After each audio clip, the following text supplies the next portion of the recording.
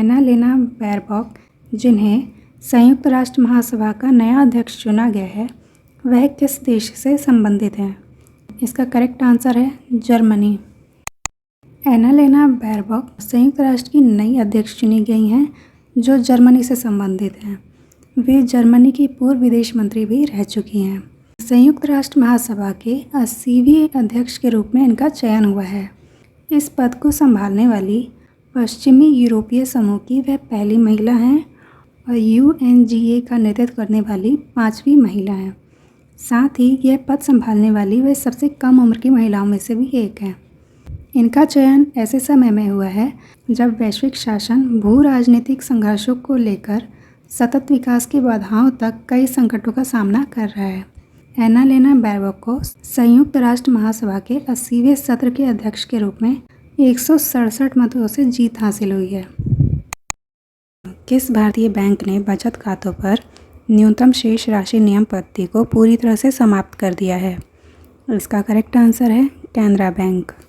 Canara bank ने बचत खातों पर न्यूनतम शेष राशि नियम पद्धति को पूरी तरह से समाप्त कर दिया है। यह नियम 1 जून 2025 से सभी कैनरा बैंक के बचत खातों पर लागू होंगे। अब से ग्राहक न्यूनतम शेष राशि बनाए रखने के लिए कोई जुर्माना नहीं देंगे। कैनरा बैंक के पुराने नियम के अनुसार पहले बैंक के ग्राहकों को शहरी क्षेत्रों में 2000 रुपये, अर्ध शहरी क्षेत्रों में 1000 रुपये और ग्रामीण क्षेत्रों में 500 रुपये का औसत मासिक बैलेंस बनाए रखना होता था। लेकिन नए नियमों के अनुसार अब ग्राहक किसी भी प्रकार के बचत खाते में न्यूनतम शेष राशि बनाए रखने के लिए बाध्य नहीं होंगे और ना ही उन्हें इस मामले में कोई जुर्माना देना होगा। यह कदम कैनरा बैंक को सभी बचत खाता श्रेणियों के लिए न्यूनतम शेष राशि दंड पर पूरी तरह से छूट लागू करने वाला पहला प्रमुख सार्वजनिक क्षेत्र का बैंक बनाता है। कैनरा बैंक का यह कदम ग्राहकों को अधिक लचीलापन और सुविधा प्रदान करेगा। यह नियम लागू करने वाला वह पहला सार्वजनिक बैंक बन गया है। कैनरा बैंक एक सार्वजनिक क्षेत्र का बैंक है जिसका मुख्यालय बेंगलोर में है। इसकी स्थापना 1906 में मैंगलोर में अम्मेबल सुब्बाराव पई द्वारा की गई थी। भारत सरकार ने 19 जुलाई 1969 को भारत के 13 अन्य प्रमुख वाणिज्यिक बैंकों के साथ कैनरा बैंक का राष्ट्रीयकरण कर दिया था। महिला हॉकी एशिया कप 2025 की मेज़बानी कौन सा देश करेगा? इसका करेक्ट आंसर है चीन। महिला हॉकी एशिया कप 2025 की मेज़बानी चीन करेगा। इन खेलों का आयोजन 5 से 14 सितंबर तक चलेगा। यह टूर्नामेंट 2026 में होने वाले महिला FIH हॉकी विश्व कप के लिए क्वालिफायर का भी काम करेगा, जिससे इसमें भाग लेने वाली सभी एशियाई टीमों के लिए यह एक महत्वपूर्ण आयोजन बन जाता है। भारत ने आखिरी बार 2017 में महिला एशिया कप जीता था। इसके पिछले संस्करण में भारत ने कांस्य पदक हासिल किया था। महिला हॉकी एशिया कप 2025 की स्थापना 1985 में हुई थी और इसका आयोजन एशियाई हॉकी महासंघ द्वारा किया जाता है। महिलाओं का यह एक अंतर्राष्ट्रीय फील्ड हॉकी टूर्नामेंट है और इसमें जीतने वाली टीम एशिया की चैंपियन बन जाती है और FIH एशिया कप के लिए क्वालिफाई भी कर जाती है।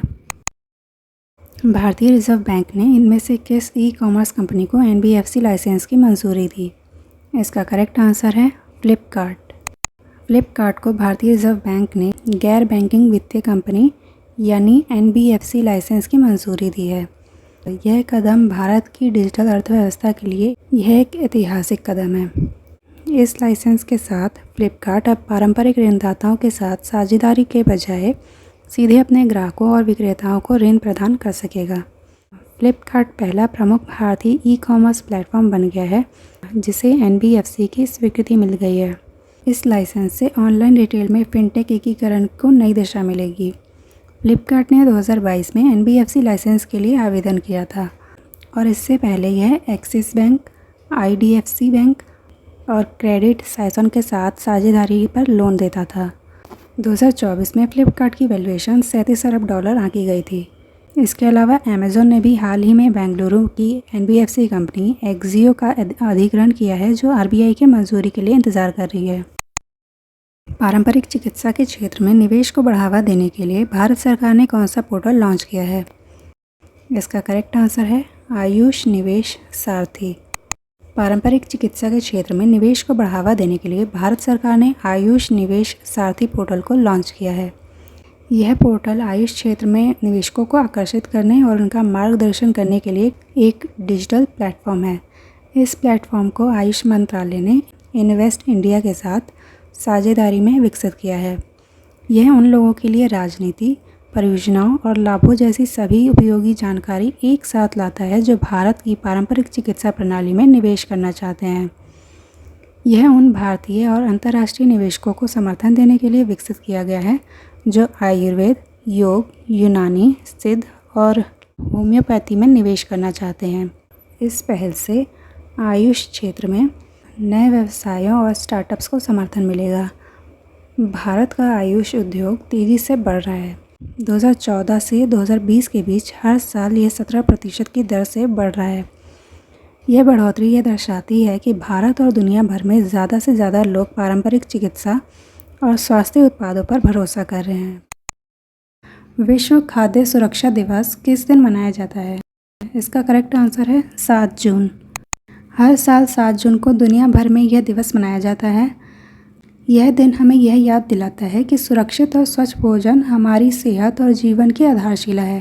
पहली बार विश्व स्वास्थ्य संगठन और फूड एग्रीकल्चर ऑर्गेनाइजेशन के ने साथ मिलकर 2019 में इसकी शुरुआत की थी। 2025 में इसकी थीम थी food safety science in action. Bharat का पहला पूर्णतः सौर ऊर्जा आधारित जिला कौन सा है? इसका करेक्ट आंसर है दीव। दीव भारत का पहला ऐसा जिला है जो पूरी तरह से सौर ऊर्जा से अपनी बिजली की मांग को पूरा कर रहा है। यह दादर एवं नागर हवेली और दमन एवं दीव केंद्र शासित प्रदेशों का हिस्सा है।